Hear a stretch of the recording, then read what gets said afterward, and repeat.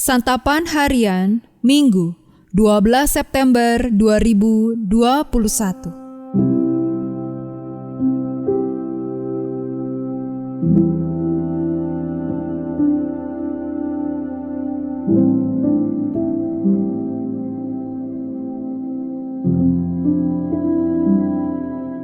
Inilah program Santapan Harian, sebuah program yang mengajak Anda menelusuri isi Alkitab, agar Anda menemukan makna firman Tuhan sesuai dengan konteksnya.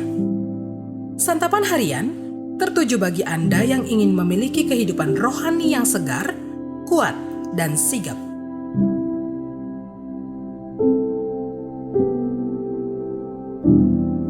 Hari ini kita akan membaca Injil Matius pasalnya yang ke-19, ayat yang pertama hingga ayatnya yang ke-15. Namun sebelumnya, mari kita berdoa. Bersabdalah ya Kristus bagi kami saat ini yang bertelut kepadamu.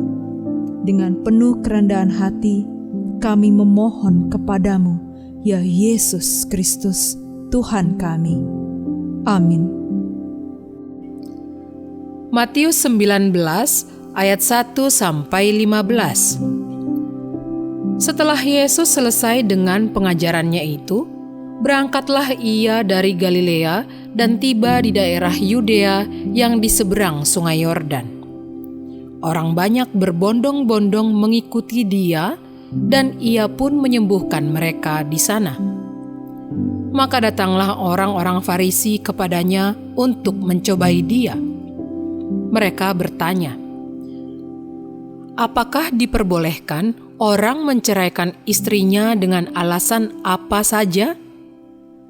Jawab Yesus, "Tidakkah kamu baca bahwa Ia yang menciptakan manusia sejak semula menjadikan mereka laki-laki dan perempuan? Dan firman-Nya, sebab itu laki-laki akan meninggalkan ayah dan ibunya dan bersatu dengan istrinya, sehingga keduanya itu menjadi satu daging. Demikianlah mereka bukan lagi dua, melainkan satu. Karena itu, apa yang telah dipersatukan Allah tidak boleh diceraikan manusia." Kata mereka kepadanya, "Jika demikian, apakah sebabnya Musa memerintahkan untuk memberikan surat cerai jika orang menceraikan istrinya?" Kata Yesus kepada mereka, "Karena ketegaran hatimu, Musa mengizinkan kamu menceraikan istrimu, tetapi sejak semula tidaklah demikian. Tetapi aku berkata kepadamu, barang siapa menceraikan istrinya kecuali karena zina, lalu kawin dengan perempuan lain, ia berbuat zina." Murid-murid itu berkata kepadanya, "Jika demikian halnya, hubungan antara suami dan istri, lebih baik jangan kawin." Akan tetapi ia berkata kepada mereka, "Tidak semua orang dapat mengerti perkataan itu, hanya mereka yang dikaruniai saja. Ada orang yang tidak dapat kawin karena ia memang lahir demikian dari rahim ibunya, dan ada orang yang dijadikan demikian oleh orang lain. Dan ada orang yang membuat dirinya demikian karena kemauannya sendiri oleh karena kerajaan sorga. Siapa yang dapat mengerti, hendaklah ia mengerti." Lalu orang membawa anak-anak kecil kepada Yesus, supaya ia meletakkan tangannya atas mereka dan mendoakan mereka. Akan tetapi murid-muridnya memarahi orang-orang itu. Tetapi Yesus berkata, "Biarkanlah anak-anak itu, janganlah menghalang-halangi mereka datang kepadaku. Sebab orang-orang yang seperti itulah yang empunya kerajaan sorga." Lalu ia meletakkan tangannya atas mereka, dan kemudian ia berangkat dari situ.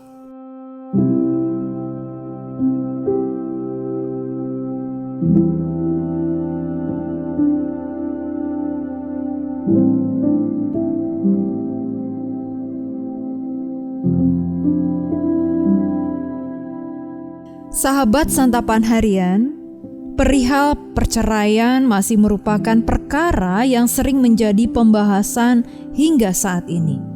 Apalagi dengan tingginya tingkat perceraian yang dialami oleh pasangan Kristen, dengan aneka ragam penyebabnya, mulai dari persoalan sepele hingga yang sangat serius. Beberapa orang Farisi mencoba Yesus dengan bertanya, apakah diperbolehkan orang menceraikan istrinya dengan alasan apa saja? Pertanyaan jebakan yang sepertinya terlihat sederhana ini ternyata tidak sederhana. Karena itu, Yesus menjawabnya dengan memulai pada hakikat penciptaan manusia sebagai laki-laki dan perempuan. Kemudian melanjutkan pada hakikat pernikahan bahwa laki-laki dan perempuan menjadi satu daging karena perkawinan. Yesus menutupnya dengan hukum bahwa perkawinan itu membuat keduanya menjadi satu. Allah menjadikannya demikian. Oleh karena itu, apa yang telah dipersatukan Allah tidak boleh diceraikan oleh manusia. Pemberian surat cerai yang diizinkan oleh Musa tidak bertujuan memudahkan perceraian itu, melainkan membuatnya menjadi lebih sulit. Sebab sebelum hukum itu ada, orang laki-laki Israel dengan mudah mengusir istri mereka atau menceraikannya begitu saja. Bagi Yesus, pernikahan adalah ikatan yang kudus. Karena itu, pernikahan harus dihormati dan dijaga kekudusannya. Pada masa Musa, perceraian diizinkan karena ketegaran atau kedegilan hati orang Israel. Hal ini mungkin menyangkut kekerasan terhadap pasangan. Yesus menambahkan tentang perzinahan sebagai alasan lain mengapa perceraian diizinkan. Dalam bacaan ini kita dapat melihat bahwa Alkitab memiliki konsep pernikahan yang sangat kokoh dan tidak berubah. Sejak semula Allah telah menetapkan bahwa tidak ada alasan apapun untuk terjadinya suatu perceraian dalam pernikahan Kristen. Allah menghendaki agar semua orang Kristen menghormati dan mengkuduskan pernikahan dan berkomitmen untuk mengasihi pasangan dan keluarganya selamanya, seperti Kristus mengasihi manusia. Mari kita berdoa.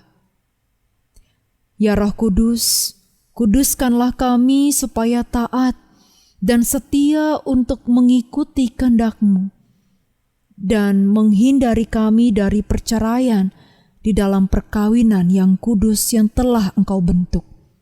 Tolonglah kami untuk semakin mencintai dan mengasihi pasangan kami yang walaupun hidup di dalam biduk rumah tangga kami seringkali terhempas oleh badai dan gelombang.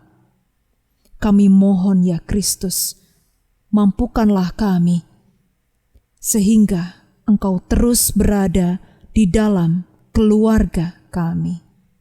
Di dalam nama-Mu Yesus Kristus kami berdoa. Amin.